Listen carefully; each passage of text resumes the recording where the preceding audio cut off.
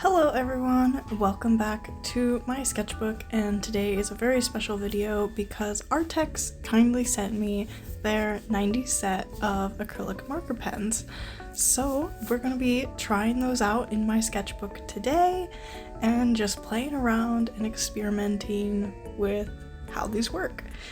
So for this sketchbook page, I'm actually going to focus on only one of my sketches, which is this cute little fairy girl.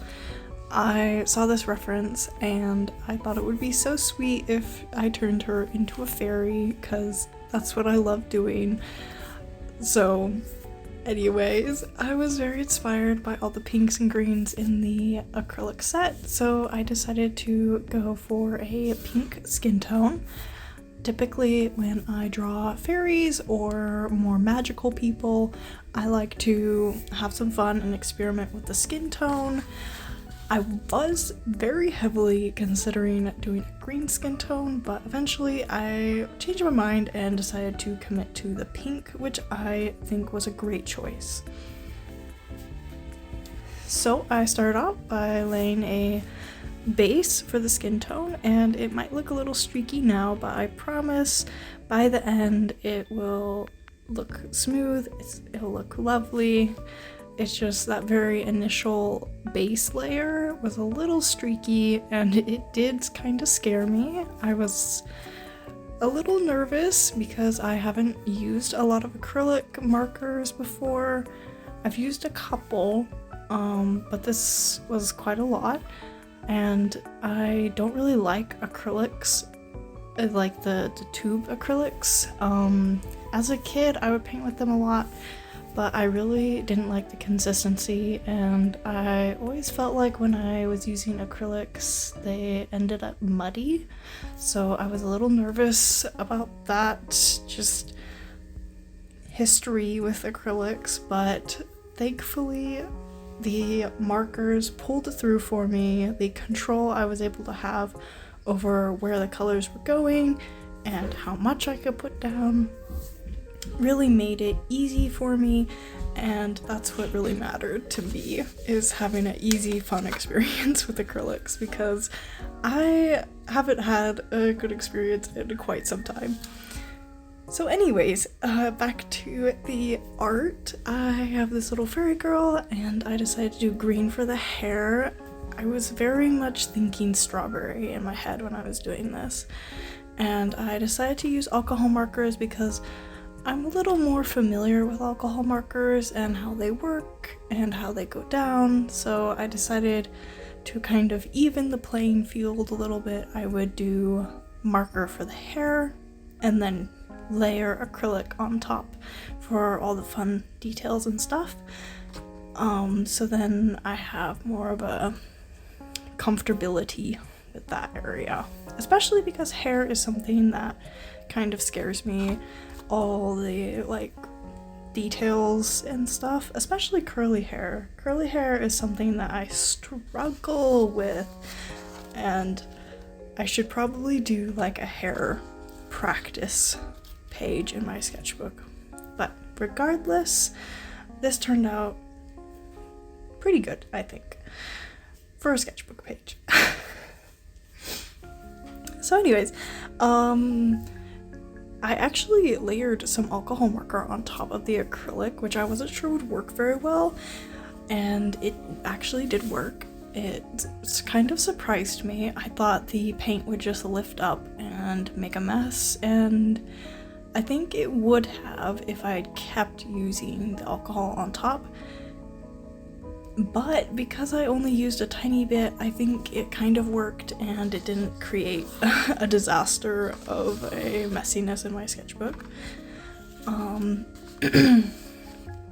So then I went in, started adding details. I was leaving a lot of the face kind of blank because I didn't know how to really blend. Typically for me, when I'm drawing faces or really anything, I like the ability to blend things out a little bit, and I was kind of testing the waters with the blending on these markers a little bit here and there, but I was confident in doing like a big area of the face with the acrylics and how they would blend, because they do dry quite fast. The dry time is very short.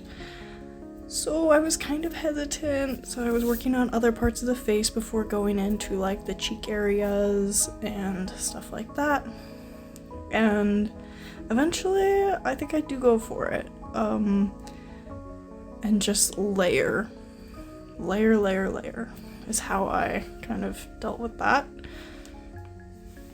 I feel like with the acrylic markers, the mindset that I feel like would have worked better for me to approach this piece is to have thought of it more in a graphic sense and less of a painterly sense.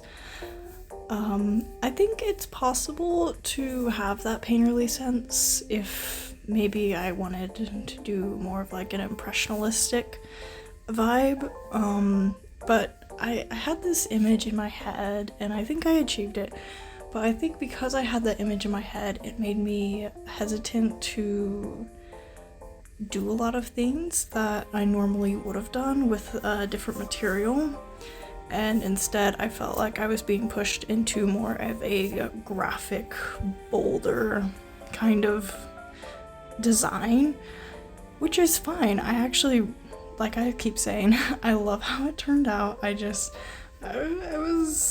dealing with a lot of nervousness towards this, but we brought in some colored pencils and started doing details in a few areas, and then I finally got brave enough to do some of the bigger parts of the face. And like I said, I just layered and layered until it looked right, and if the paint is still wet, it does blend together pretty well. So that's kind of what I found worked for me, is to try and work very quickly and blend while the paint is still wet. And yeah, I think that was a success. I'm glad I finally decided to go for it and give it a go. Something that I really loved about the acrylic markers, like I said earlier, is usually when I've used them in the past, it's for more detailed stuff, and because of the brush tip on these, the detail stuff that I like doing is very easy. Like it's so much fun actually. And I did have a little bit that I did off camera towards the end, where I went and added some more stuff because I realized that there could be a couple more details, like in the ear and with the eyes, and adding the white back into the eyes was really nice. I loved that.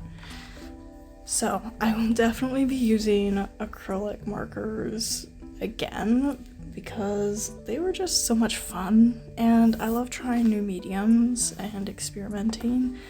So you guys will definitely see more of these type videos, I think.